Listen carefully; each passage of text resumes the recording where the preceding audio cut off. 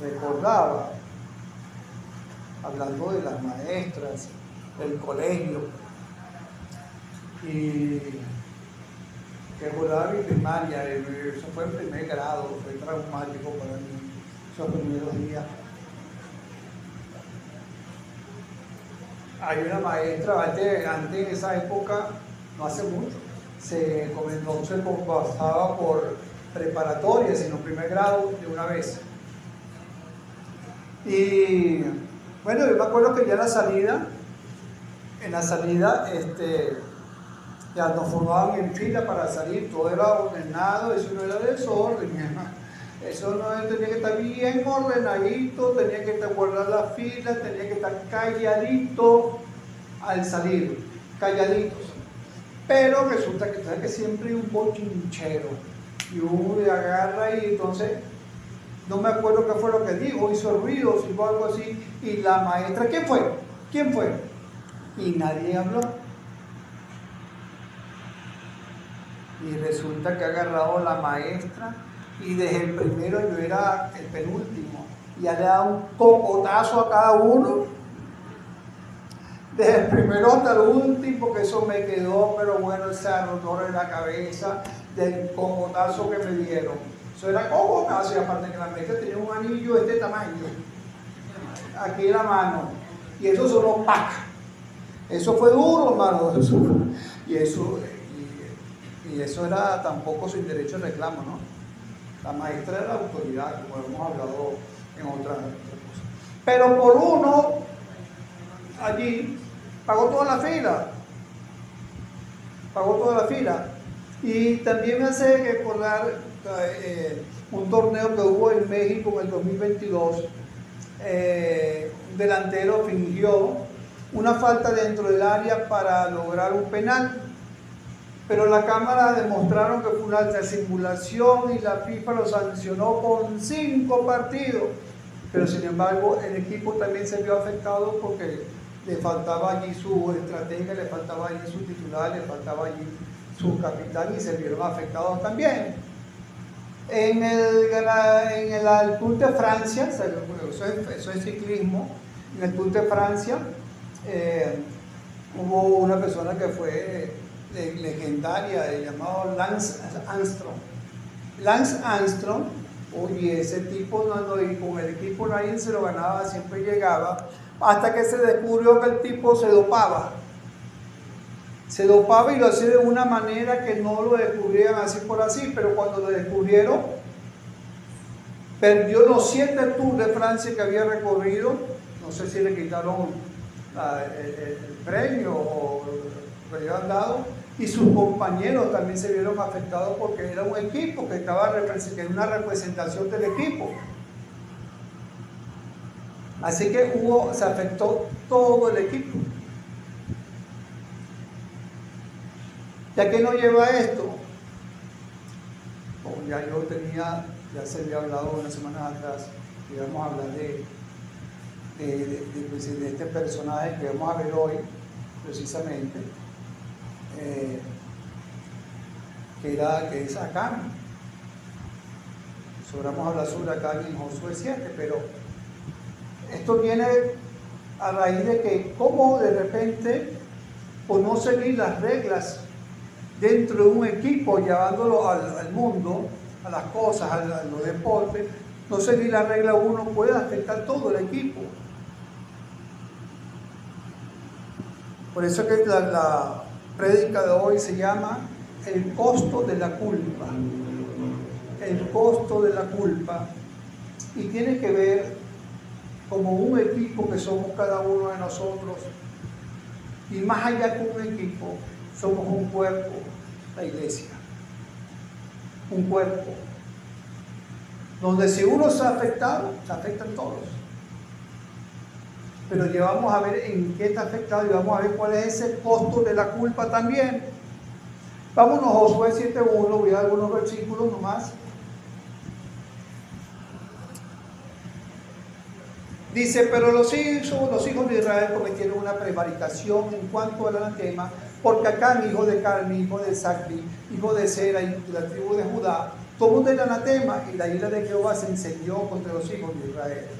Después Josué envió hombres de Jericó a Ai, que estaba junto a Ben, hacia el oriente de Betel, y les habló diciendo: subid y reconoce la tierra. Y ellos subieron y conocieron a Ai. Y volviendo Josué le dijeron: no suba todo el pueblo, sino suban como 2,000 o 3,000 hombres, y tomaron a Ai. No fatigues a todo el pueblo, y tomarán a Ai, perdón. No fatigues a todo el pueblo yendo allí, porque son pocos. Y subieron allá del pueblo como 3,000 hombres, los cuales huyeron delante de los de Ai. Y los de Ai mataron de ellos a unos 36 hombres, y los siguieron desde la puerta hasta Sebarim, y los derrotaron en la bajada, por lo cual el corazón del pueblo desfalleció y vino a ser como agua. Vino a ser como agua. Bueno, esto ya deberíamos estar muy familiarizados por una oportunidad. Estuvo como contexto de un texto, pero hoy lo vamos a ver como texto y vamos a hablar de como otro contexto. Y aquí podemos ver que nos habla tomando lo que no se debe tomar. Hay un pecado en el pueblo, ¿no? Y es curioso porque, aunque me menciona una persona que Acán, hijo de Carmí, hijo de Saquí, hijo de Sera, y habla de la generación de la tribu de Judá, era Acán en singular. Sin embargo, cuando comienza, me habla en plural y mete a todos en el mismo saco. Y dice: pero los hijos de Israel cometieron una prevaricación en cuanto al anatema. Y me habla de todo el pueblo. Pero fue Acán. No se lo olvide eso. Me habla de todo el pueblo, pero fue Acán. ¿Okay? Es muy importante que lo mantengamos en nuestra mente. ¿Qué es el anatema? El anatema, si vamos al hebreo, la palabra significa maldición, reprobación, execración, censura, imprecación. Lo que ha sido maldecido por Dios, lo que no cuenta y no está fuera de la cobertura de Dios, pudiéramos decir también. Lo que es reprobado por Dios. Ese es el anatema de la palabra del Señor. Y el Señor ya había dado una advertencia al pueblo en relación a tener cuidado con el anatema, con las cosas que inclusive que le pertenecían al anatema, a tener cuidado con esas cosas. En Josué 6:18 dice: en cuanto a ustedes, cuídense, y es la advertencia como ya estaba, de no tomar ni tocar nada de lo que hay en la ciudad y que el Señor ha consagrado a la destrucción. Y advierte, pues de lo contrario pondrán bajo maldición el campamento de Israel y le acarrearán la desgracia. Así que nos dice que ha sido consagrado el anatema, pero consagrado para ser destruido, o sea, apartado para ser destruido.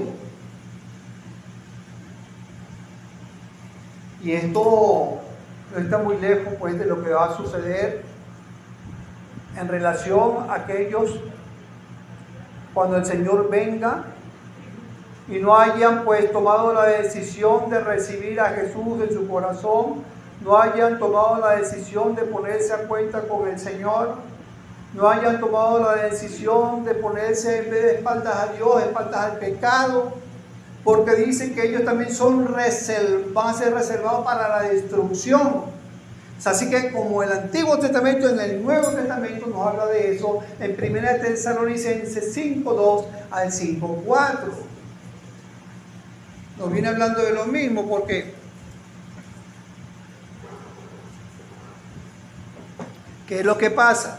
Que a veces caemos en ingenuo, que porque está en el Antiguo Testamento, no se cumple en el Nuevo Testamento también algunas cosas.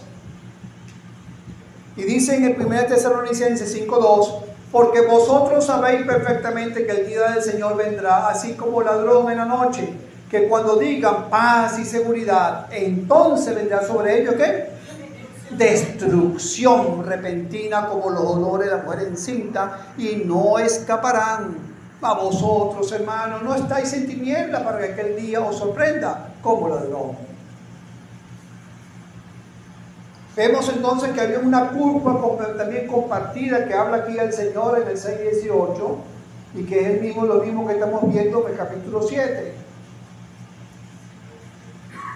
Se le echa la culpa del pecado, de la desobediencia a todo el pueblo. En Josué 22:20, si que no se quieran, otros no lo busquen, dice: no cometió Acán, recordando Josué, hijo de Sera, prevaricación en el anatema, y vino ira sobre toda la congregación de Israel, y aquel hombre no pereció solo en su iniquidad. La ira de Jehová se encendió contra los hijos de Israel en plural. Así que podemos entonces ver que cuando nosotros, mis hermanos, tenemos la responsabilidad, tenemos que ser muy responsables, estar muy atentos con eso, muy conscientes con esto, que no somos un club social, sino que pertenecemos a un cuerpo espiritualmente hablando, que es Cristo, que es la cabeza de ese cuerpo, donde tú eres heredero, uña, mano, pies, y eso no se nos puede olvidar. Estamos muy unidos, y que hay, pues, cuando yo hago algo indebido delante del Señor, eso va a salpicar ¿a quién? A la iglesia, va a salpicar a ti, va a salpicar a ti, va a salpicar a mí.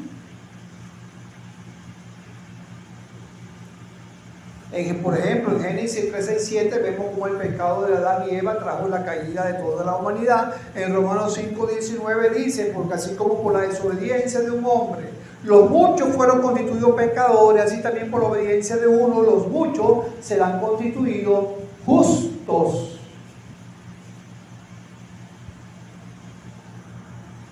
Una responsabilidad enorme.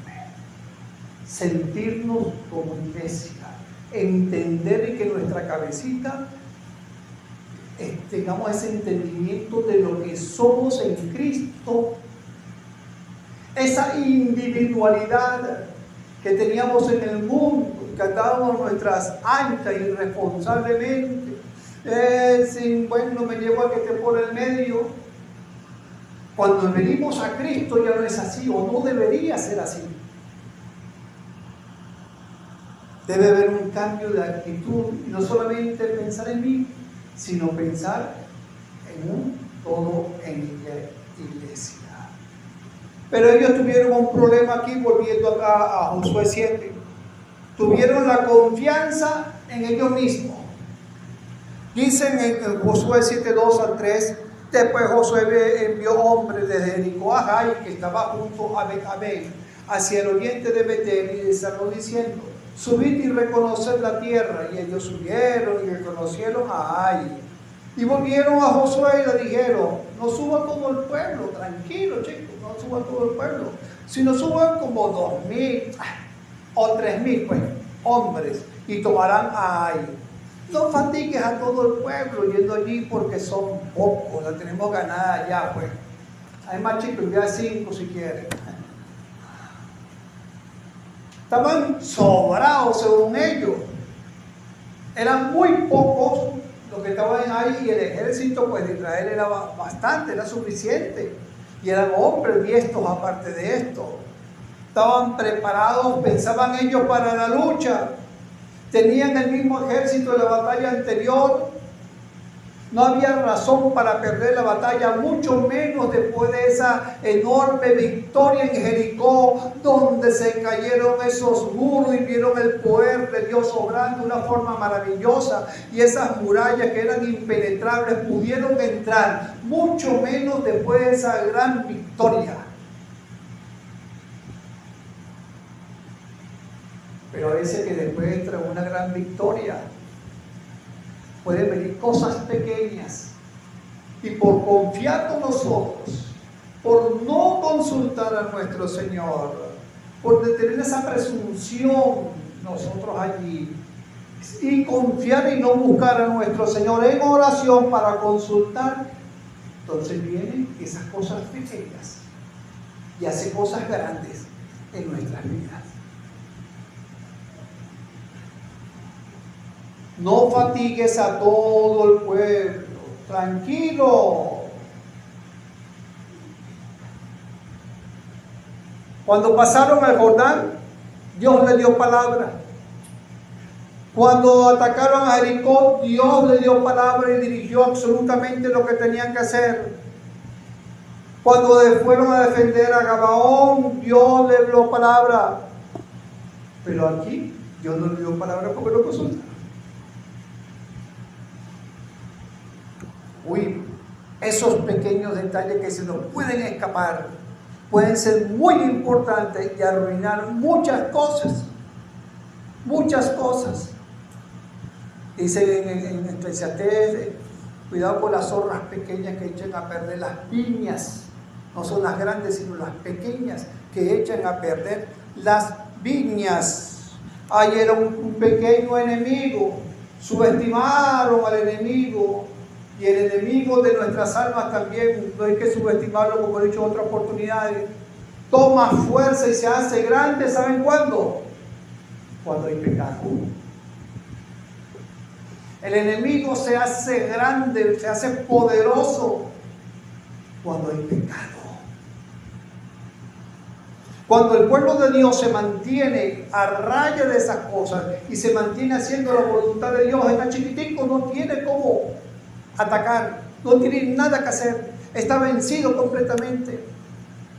Pero el caso contrario no es así. Dice la palabra Proverbio 3:5 al 3:7. Proverbio 3:5 al 7 dice de esta manera: fíate de Jehová de todo tu corazón y no te apoyes en tu propia prudencia. Reconócelo en todos tus caminos, no dejes ninguno por fuera, y Él enderezará ¿qué? Tus veredas. Incluso si las cosas no están andando bien y tú quieras hacer la voluntad del Señor, bueno, reconócelo en todo lo que tú hagas, en todo lo que tú hagas, en los estudios, en el trabajo, en el rol de cabeza de hogar, como hijo, como todo lo que tú hagas. Y si hay algo que por ahí no está muy derecho, Él enderezará tus veredas. No seas sabio en tu propia opinión, teme a Jehová y apártate del mal. Teme a Jehová y apártate del mal. Entonces dice, bueno, que este ejército de 3,000 que pensaban que iban a arrasar ahí y que bueno, hasta ahí llegó todo, resulta que en el 7:4 nos dice entonces de Josué, y subieron allá del pueblo como 3,000 hombres, los cuales huyeron delante de Ai. Huyeron delante de Ai. Las cosas se hacen cuesta arriba. Dice el 5, y los de Ai mataron de ellos a unos 36 hombres y los siguieron desde la puerta hasta Sebarim y los derrotaron en la bajada, por lo cual el corazón del pueblo desfalleció y vino a ser como agua. O sea, dice que los mataron a 36, los siguieron y en la bajada dice que le dieron más palo todavía.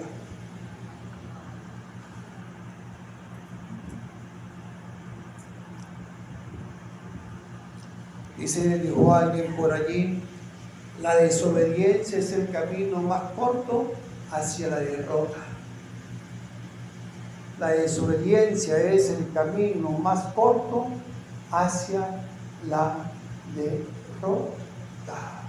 No podemos esperar que si no somos obedientes a Dios, si no andamos conforme como Él nos indica, como Él manda, que nos vaya bien. Eso es una cosa ilógica, eso no cabe.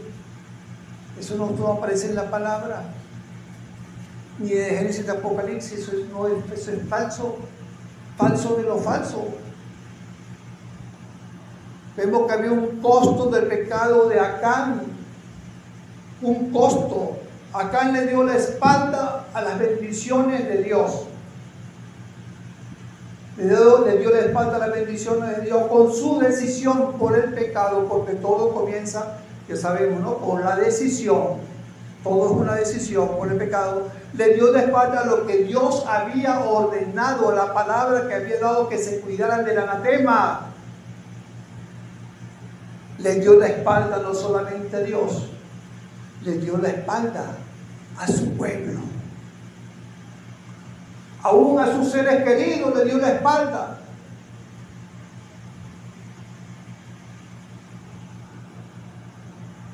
Recordemos lo que el Señor había dicho: en cuanto ustedes cuídense de no tocar ni tocar nada de lo que haya en la ciudad, y que el Señor ha consagrado la destrucción, pues de lo contrario pondrán bajo maldición el campamento de Israel, o sea, el pueblo. Por eso también estaba de espalda al pueblo, no le importó, hubo empatía, hubo indolencia. Dios había dicho: mira, le van a acarrear, en el versículo 6, 18, 12, van a acarrearle desgracia al pueblo. ¿Sabe cuánto costó ese pecado de Acán? El pecado de Acán costó 36 vidas. El pecado de Acán costó 36 vidas y sufrimiento para esos familiares también. Eso fue lo que costó. Costó el pecado de Acán un pueblo debilitado, un pueblo que estaba fortalecido un capítulo de atrás, un pueblo que se sentía victorioso, y ahora se sentía un pueblo debilitado, apocado. Por lo cual el corazón del pueblo desfalleció y vino a ser como agua. Por eso dice la Escritura en Eclesiastés 9:18: mejor es la sabiduría que las armas de guerra, pero un pecador destruye mucho bien. Destruye mucho bien. Un solo pecador, dice la palabra. Ahora yo me pregunto, si hay un pecador dentro de la iglesia del Señor, ¿cuánto costará ese pecado a la iglesia? ¿Qué mal le vas a hacer a la iglesia? ¿Qué va a ocasionarle eso a la iglesia? ¿Cuántas vidas, hablando de Acán, cuántas vidas, por mencionarlo de alguna manera, va a costar para la iglesia? ¿Cuánto sufrimiento?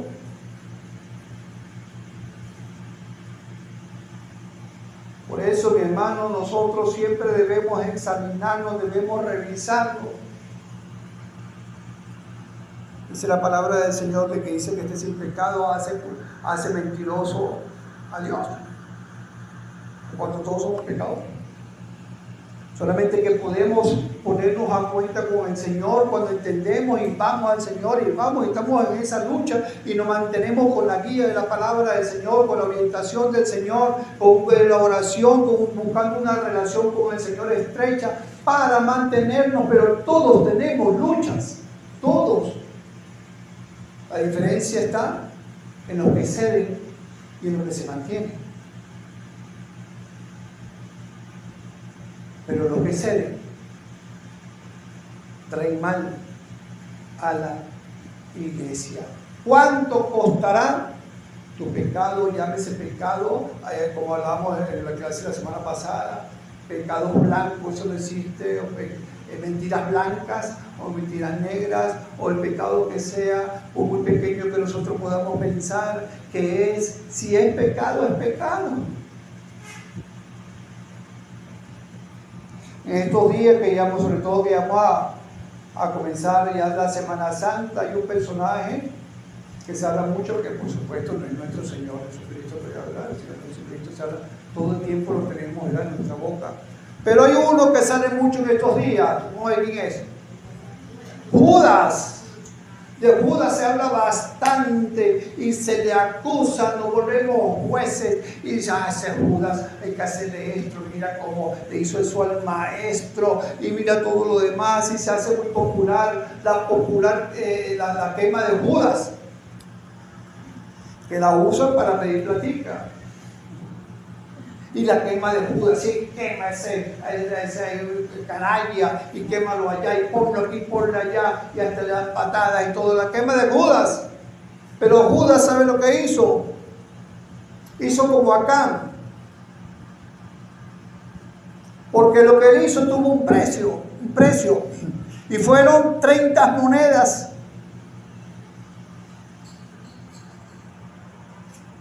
Pero acá tuvo un precio, lo vamos a ver. Pagaron, por supuesto, pagó el pueblo allí con dolor, pero también hay un precio. Por 30 monedas de plata vendió al Señor.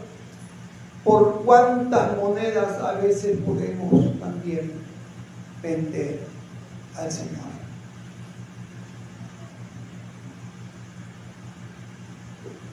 ¿Por cuántas monedas?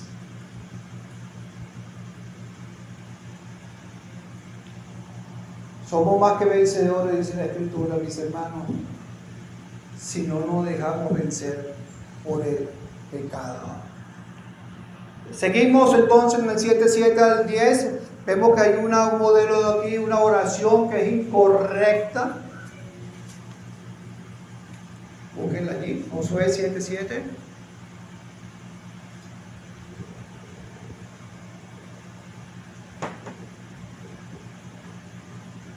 Y Josué dijo, Señor Jehová, ¿por qué hiciste pasar a este pueblo el Jordán para entregarnos en las manos de los amorreos para que nos destruyan? Ojalá nos hubiéramos quedado al otro lado del Jordán.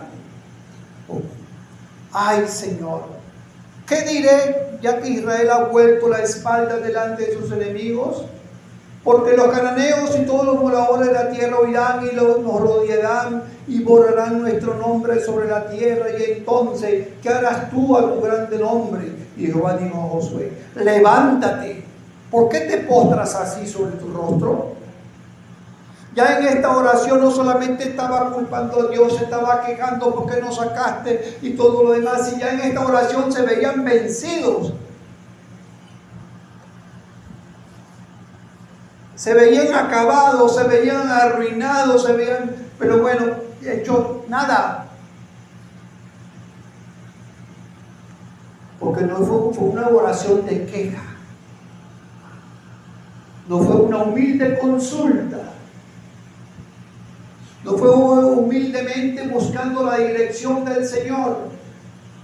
A ese Señor que nunca le había fallado. A ese Señor que se había mantenido firme, fiel, a un Dios que había sido justo, que eran testigos del poderoso, de lo amoroso, de su justicia, de su poder, de su fuerza y la victoria que le había dado.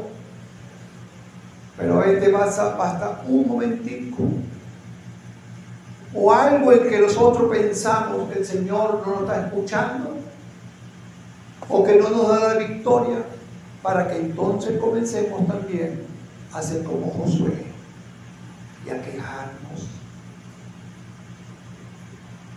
a culparlo y a los por qué esto, por qué aquello, por qué, pero y por qué. La culpa la tiene uno solo y es Dios.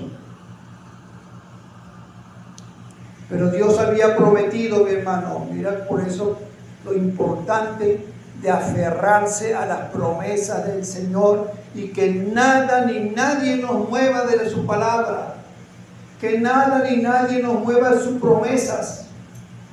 Él le había prometido, Josué 1:3 al 5. Y esto, por supuesto, era para, no solamente para él, sino para un pueblo que viviera conforme a la palabra, conforme a las ordenanzas. Yo os he entregado, como lo había dicho a Moisés, todo lugar que pisare la planta de vuestros pies. Ya le había dicho, yo todo eso lo voy a entregar. Tranquilo, es la promesa de Dios. Desde el desierto y el Líbano hasta el gran río Éufrates, toda la tierra de los Eteos, hasta el gran mar donde se pone el sol, será vuestro territorio. Nadie te podrá hacer frente en todos los días de tu vida. Como estuve con Moisés, estaré contigo donde dejaré y te desampararé. ¿Cuál era la condición?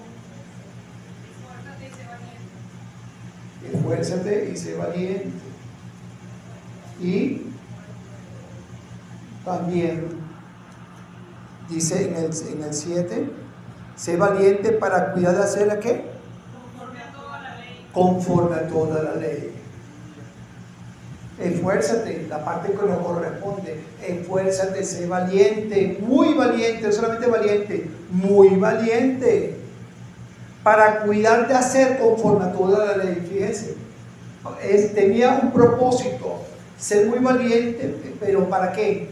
Para cuidar de hacer conforme a toda la ley que mi siervo Moisés, a toda. Y nosotros, mi hermano, también hoy en día debemos ser valientes y esforzarnos para cumplir con lo que el Señor nos ha mandado.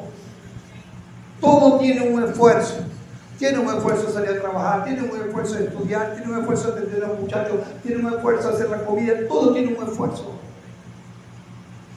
Solamente que este esfuerzo apunta hacia lo eterno, hacia las bendiciones de Dios. Sé valiente conforme a toda la ley. Lamentablemente a veces que pasamos la página, no, esto no es conmigo, esto sí, esto no, esto sí, esto tampoco, y pasamos, pero es toda la palabra de Dios, toda la palabra de Dios. A los ojos de Dios no hay pecado oculto, como vemos en el 7:11. Vamos a saltar allí. Dice Dios, Israel ha pecado y aún ha quebrantado mi pacto que yo le mandé. Y también han tomado del anatema, el que está preparado y guardado allí para destrucción, y hasta han hurtado, han mentido y aún lo han guardado entre sus enseres.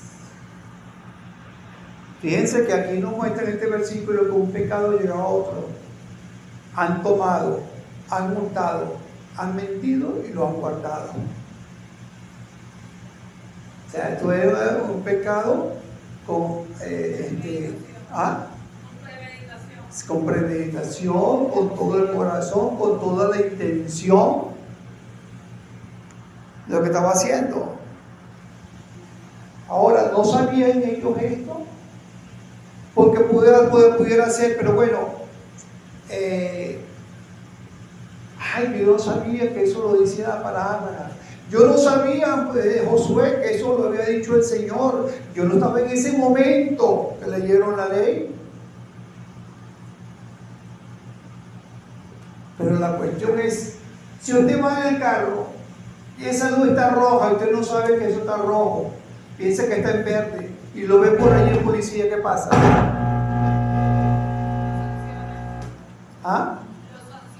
Lo sanciona igualito, y usted le puede explicar y ponerse de rodillas, pero es que yo no sabía, yo pensaba que eso era verde. Es igualito. La ley es la ley. Pasó en rojo. Pasó en rojo. El Levítico 5:2 nos dice: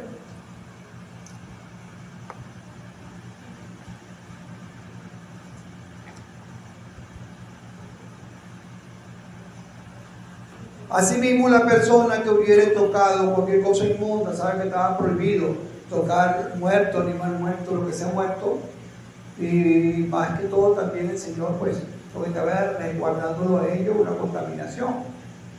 Asimismo, la persona que hubiere tocado cualquier cosa inmunda, sea cadáver de bestia inmunda, o cadáver de animal inmundo, o cadáver de reptil inmundo, bien que no lo supiere, ¿será qué? Inmunda. ¿Y habrá qué? Delinquido. Y habrá delinquido. Qué importante, mi hermano, por eso leer la palabra del Señor, tener conocimiento de la palabra del Señor, porque el Señor nos manda a discernir, nos manda a estudiar, nos manda a leer su palabra, a trazarla bien, como decía Pablo a Timoteo. Y vemos entonces en 7, 14, 15, cómo Dios llega a la raíz del pecado. Dice: os acercaréis pues mañana por vuestras tribus. El 13. Levántate, santifica el pueblo. Y di: santificaos para mañana, porque Jehová, el Dios de Israel, dice así: anatema hay en medio de ti, Israel. No podrás hacer frente a tus enemigos hasta que hayáis quitado el anatema de en medio de vosotros. ¿Qué no iban a poder hacer? Hacer frente a los enemigos hasta que haya quitado de en medio el anatema. Esa era la condición. Eso es lo que tenían que hacer. Mi hermano, por eso es tan importante que de la iglesia nos cuidemos los unos a los otros. Es por eso que también con la iglesia, no solamente en mi vida, estar consciente de todas estas cosas, sino también de cómo está la iglesia en situaciones del pecado, si se anda o no se anda, de estudiar la palabra, de confortar al hermano, darle una palabra al hermano, de ver todo este tipo de cosas, porque no es que yo miro hacia un lado y pensamos que si miramos hacia un lado, no tengo culpa de nada. Pero también el Levítico mismo, creo que capítulo 5, no me viene el versículo de ahorita, nos dice que cuando nosotros, mis hermanos, estamos al tanto o tenemos conocimiento de un pecado y no lo decimos, somos tan culpables como el que lo está cometiendo. Tan culpable como el que lo está cometiendo. Así que la responsabilidad es de cada uno. Bueno, entonces que el 13 le dice que tienen que hacer. Y entonces el 14 dice: os acercaréis pues mañana por vuestras tribus y la tribu que Jehová tomare. Se acercará por su familia y la familia que Jehová tomare. Se acercará por sus casas y la casa que Jehová tomare. Se acercará por los varones. El 15. Y el que fuere sorprendido en el anatema será quemado, él y todo lo que tiene, por cuanto ha quebrantado el pacto de Jehová y ha cometido maldad en Israel. Fíjense cómo Dios va dando, y yo me pregunto, pero bueno, ¿y por qué no de una vez ya sabía quién era? Ya sabía quién era. ¿Por qué van de una tribu y pasan de un lado y pasan a la otra familia? ¿Por qué no de una vez? ¿Saben qué es lo que pasa? Que Dios da oportunidad al arrepentimiento. Da oportunidad al arrepentimiento. Y espera cierto tiempo. Él dice que Él no quiere, Él quiere que nadie perezca. Y por eso es que retarda su venida. El Señor no quiere pues eso. El Señor no quiere pues que la gente se pierda. El Señor no quiere que la gente del mundo que está afuera vaya al infierno. Él quiere que todos sean salvos. Y da tiempo, y da tiempo, y da tiempo. Entonces dice el 7:16, vemos la justicia de Dios ante el pecado. Y aunque esta palabra puede parecer fuerte, sin embargo, allí vemos la justicia de un Dios amoroso.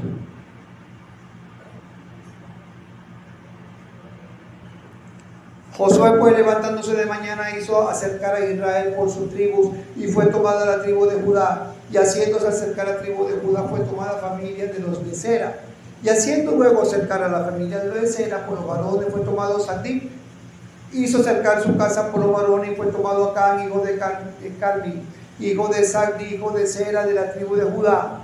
Entonces Josué dijo a Acán: hijo mío, da gloria a Jehová el Dios de Israel y dale alabanza, y declárame ahora lo que has hecho, no me lo encubras. Y Acán respondió a Josué diciendo: verdaderamente que yo he pecado contra Jehová el Dios de Israel, y así he hecho. Pregunto, ¿hubo arrepentimiento? Ahí no hubo arrepentimiento. Lo que pasa es que ya se ve que estaba descubierto. Estaba descubierto el pecado. Y lo que hizo fue que, sí, fui yo. Pero ahí no hubo arrepentimiento. Si él se hubiese arrepentido antes, Dios lo perdona. Pero no es lo que se ve allí. Si no sé, ya estoy descubierto, ya bueno, sí, verdaderamente fui yo, ¿vale? Quien hizo eso, así que conozco que he pecado delante de Dios. Y entonces dice que el 7:21 estaba consciente del mal lo que había hecho. Y dice en el 7:21, pues bien de los despojos, un manto babilónico muy bueno, excelente, a mi medida, ¿no? Y 200 ciclos de plata, y un lingote de oro de peso de 50 ciclos, y yo ni tonto ni perezoso, diría él, lo cual codicié y tomé. He aquí que está escondido bajo la tierra en medio de mi tienda, y el dinero debajo del techo. Mira que lo que encontramos fue 200 ciclos de plata, que era un realero, y un lingote de oro, que no son esos chiquiticos que estamos acostumbrados nosotros, eran muchísimo más grandes en cuanto al peso. Y el manto tuvo que haber sido muy hermoso y costoso para haberlo guardado también. Pero esas cosas, eso que como él mismo dice, codicié y lo tomó del anatema, esas pequeñas cosas o grandes cosas para él, fue lo que llevaron a su pecado. En Deuteronomio 13:17 dice: y no se pegará de tu mano nada del anatema, para que Jehová se parte del ardor de su ira y tenga de ti misericordia, y tenga compasión de ti y te multiplique como lo juró a tus padres. Nada se pegue del anatema, nada, absolutamente nada. ¿Y cuál es la pregunta? ¿Qué se nos ha pegado nosotros del anatema? ¿Qué se nos ha pegado a nosotros del mundo? ¿Hay algo que esté pegado en nuestras manos, y más que en nuestra mano, en nuestro corazón, que mantengamos allí? ¿Hay algo que nosotros podamos deshacer? ¿Algo que hayamos codiciado? ¿Algo que nos guste? ¿Algo que amemos mucho más que la palabra del Señor y que el Señor mismo, para cometer semejante cosa? No importando que mi vida se derrumbe, mi familia y la iglesia. ¿Qué se ha tomado del anatema? Por si algo hemos tomado del anatema, es la oportunidad de sacarlo de nuestra vida y arrepentirnos, para que no pase a mayores. Dice 7:22-24, ya vamos a terminar. Josué entonces envió mensajeros, los cuales fueron corriendo a la tienda, y aquí estaba escondido en su tienda y el dinero debajo de ella, y tomándolo de medio de la tienda lo trajeron a Josué y todos los hijos de Israel, y lo pusieron delante de Jehová. Entonces Josué y todo Israel con él tomaron a Acán, hijo de Sera, el dinero, el manto, el lingote de oro, sus hijos, sus hijas, sus bueyes, sus asnos, sus ovejas, sus tiendas, todo cuanto tenía, y lo llevaron todo al valle de Acor. Y le dijo Josué: ¿por qué nos has turbado? Túrbete Jehová en este día. Y todos los hijos de israelitas los apedrearon y los quemaron después de apedrearlo, y levantaron sobre él un gran montón de piedras que permanece hasta hoy. Y Jehová se volvió el ardor de su ira y por esto que el lugar se llama el Valle de Acor hasta hoy.